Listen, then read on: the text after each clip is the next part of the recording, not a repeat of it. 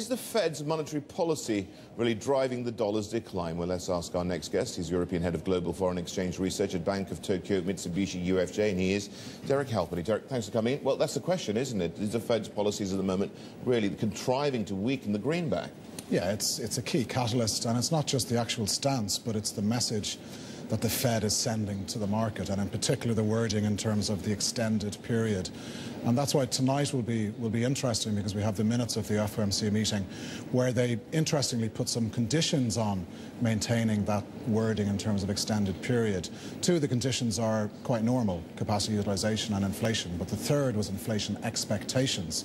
And there's an explicit linkage there which wasn't there in the past, and that, I think, is a potential for the Fed to respond in a more leading manner than they have done in the past. And it'll be interesting to see if there's a particular reason for putting that in, and if it is that would certainly be an indication that they are aware that in the past they've been slow in terms of hiking when they've been looking at lagging indicators. The danger is that if you keep on saying we're going to have rates at these lows for a period of time, a significant period of time, and there's no exit strategy in sight, that you end up in a position where you create even more uncertainty, and you perhaps people have the spectre of inflation staring them in the face.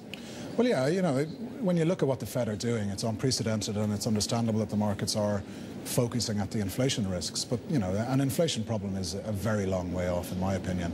And the story for next year, I think, is going to be good growth from the United States, in particular from the corporate sector after very strong corporate earnings. And that in itself is going to be coupled with falling inflationary pressures. So I think, you know, the idea of inflation being a problem, I think, is a problem really that potentially could come 2011, probably 2012. Right, with that in mind, how vulnerable is the dollar then? Well, I think short term it's still vulnerable, because that's the message that the Fed is giving. And I think, you know, from Trichet's comments there, I think all the global authorities are very aware of the potential risks of a notable slide in the dollar, and I think they're all very much against that.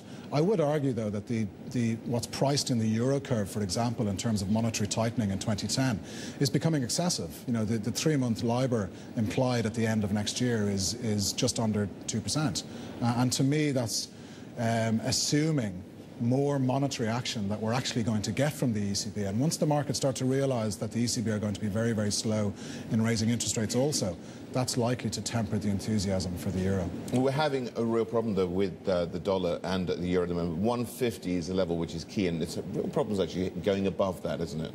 It is. You know, it's such a risk trade. You know, the correlation with the S&P is extremely strong, and we are getting into a situation, I think, where the momentum in the equity market is beginning to fade.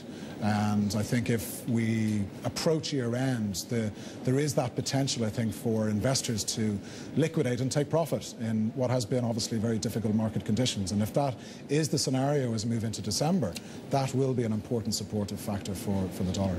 Derek, thank you so much for coming in. Derek Halpenny there, from Bank of Tokyo-Mitsubishi UFJ.